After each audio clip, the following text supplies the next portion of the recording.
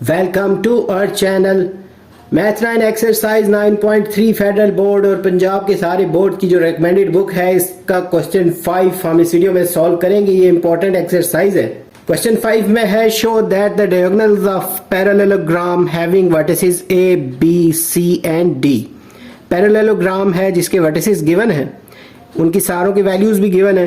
तो इस तरह से क्रिएट भी कर सकते हैं पेपर के ऊपर कि उसका ये वाला ए वर्टेक्स है, उसके बाद बी वर्टेक्स, सी और डी। तो डायगोनल्स जो होंगे, ये जो लाइन है जैसे डी से बी तक, तो यहाँ पे जो लाइन क्रिएट होगी यहाँ पे, ये इसका एक डायगोनल होगा एक।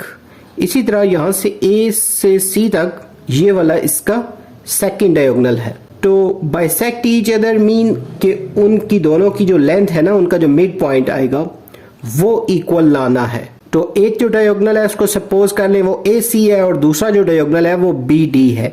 उनकी वैल्यू ऐसे लिख लें, ए की जो वैल्यूज गिवन है वर्टेक्स की, इसी तरह सी की। ए सी हमारा एक डायगोनल है और दूसरा जो डायगोनल है वो बी डी है, और वो जिस पॉइंट पे इंटरसेक्ट कर रहे हैं यहाँ पे, उस पॉइंट का नाम एम लिख सकते हैं। हमने सपोज किया है वो मिड पॉइंट जो है वो वहां पे जहाँ पे वो इंटरसेक्ट कर रहे हैं, वहां उस पॉइंट का नाम हम एम लिख लेते हैं। तो पहले हम जो फर्स्ट वाला डायगोनल है ए सी, उसका मिड पॉइंट फाइंड करेंगे। तो इसमें मिड पॉइंट का फार्मूला लिख लेंगे, x1 x2 प्लस करते हैं इसको डिवाइडेड बाय 2, इसी तरह y1 प्लस y2 ओवर 2। तो यहाँ पे ये जो फर्स्ट टर्म होती है ये x1 होती है, सेकेंड टर्म y1 होती है। यहाँ पे ये वाली x2 और ये वाली टर्म y2 होगी, और यहाँ पुट कर देते हैं इसको फार्मूले में जो मिड पॉइंट का फार्मूला है। तो यहाँ इसका जो x1 और x2 है 1 और -1, तो यहाँ 1 लिख लें, ये प्लस है फार्मूले का, और यहाँ पे ये जो है ये -1 और इसके ओवर में है 2। इसी तरह y1 प्लस y2 जो है, ये जैसे y1 की वैल्यू 2 है, y2 की वैल्यू -3 है। ये लिखने के बाद इसके ओवर में 2 लिख लेंगे। जैसे 1 में से 1 लेस करें तो 0 हो जाएगा, 0/2 यहाँ लिख लेंगे। और ये जो सेकंड वाली वैल्यू है, 2 में से 3 को लेस कर दें, -1 और इसके ओवर में 2 है। तो ये हमारा एक मिड पॉइंट जो है, ये जैसे 0 को 2 से डिवाइड करें 0 हो जाएगा। इस वैल्यू को एज इट इज लिख लेते हैं। ये जो फर्स्ट डायगोनल है उसका मिड पॉइंट आ गया है।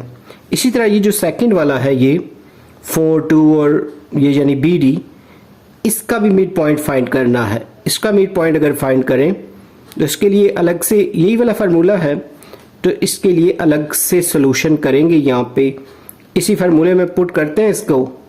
x1 इसका ये है, y1 ये, इसी तरह ये x2 y2। यहाँ पे x1 जो है वो 4 है और x2 -4, तो यहाँ लिखेंगे 4, ये प्लस जो फार्मूले में है, और फिर -4 और इसके ओवर में 2।